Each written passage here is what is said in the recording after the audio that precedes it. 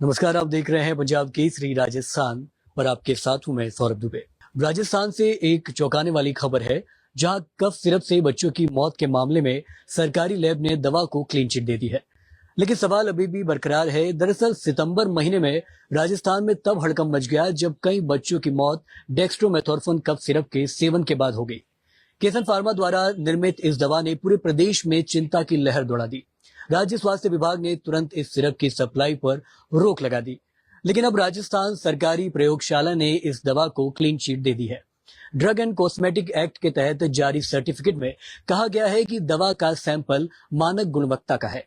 ऐसे में लगातार अपडेट्स तो आपको दे रही है और बता रहे हैं कि स्वास्थ्य मंत्री गजेंद्र सिंह खेमसर का भी बयान आया है। उन्होंने कहा है कि जो दवाइयां माताओं ने अपने बच्चों को दी थी वो न तो हमारे सरकारी अस्पताल द्वारा निर्धारित की गई थी और न ही हमारे द्वारा सुझाई गई थी। अब अगर कोई माता पिता या अभिभावक कहीं और से दवा लेकर बिना पर्चे के देते हैं और ऐसी घटना हो जाती है तो विभाग की इसमें कोई भूमिका नहीं है। हालांकि मंत्री की इस बयान से शोकाकुल परिवार को कोई सुकून अब तक नहीं मिला है।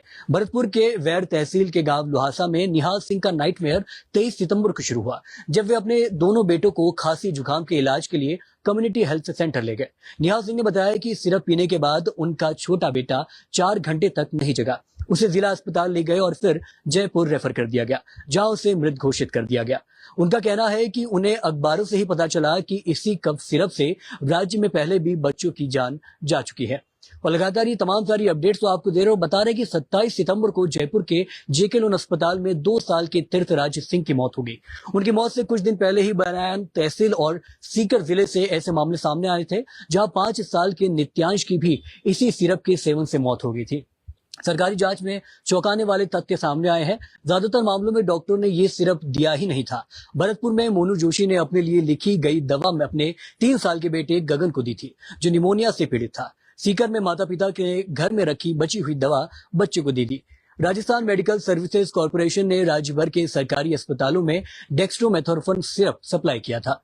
मौतों के बाद RMSCL ने तुरंत वितरण रोक दिया और 3 सदस्यीय जांच समिति का गठन किया।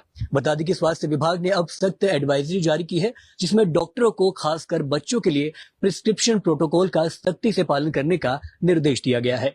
परिवारों की मदद से लिए गए राज्य स्तरीय कंट्रोल रूम भी स्थापित किए जा चुके हैं, लेकिन सवाल अभी भी बाकी है। सीकर के हाथीदेव प्राथमिक स्वास्थ्य केंद्र में कम से कम एक मामले में प्रतिबंध के बाद भी ये सिरप एक बच्चे को दिया गया, जिसके बाद एक डॉक्टर और फार्मासिस्ट को निलंबित कर दिया गया। Director of public health doctor Ravi Prakash Sharma का कहना है कि सभी मौतें बिना निगरानी की दवा के इस्तेमाल से हुई है, मेडिकल प्रिस्क्रिप्शन से नहीं। लेकिन जिन परिवारों ने अपने बच्चों को खोया है, उनके लिए लैब की क्लीन चिट कोई सुकून की खबर नहीं देती। ये त्रासदी हमारी स्वास्थ्य तंत्र के लिए एक बड़ी खामी को उजागर करती है, जहां जीवन रक्षा दवाएं गलत इस्तेमाल होने पर जानलेवा साबित हो सकती है, जबकि प्रयोगशाला ने सिरप को क्लीन चिट स्पष्ट रूप से दे दी है। असल सवाल जागरूकता और सही चिकित्सा मार्गदर्शन की पहुंच का है। खासकर ग्रामीण इलाकों में अधिकारियों की अपील है कि माता पिता कभी भी बिना डॉक्टरों की सलाह के बच्चों को दवा बिल्कुल ना दे। इस मामले पर हमारी पैनी नजर बनाई हुई है। आप देखते रहिए पंजाब केसरी राजस्थान और आपकी क्या राय है वो कमेंट करके हमें जरूर बताइए। नमस्कार।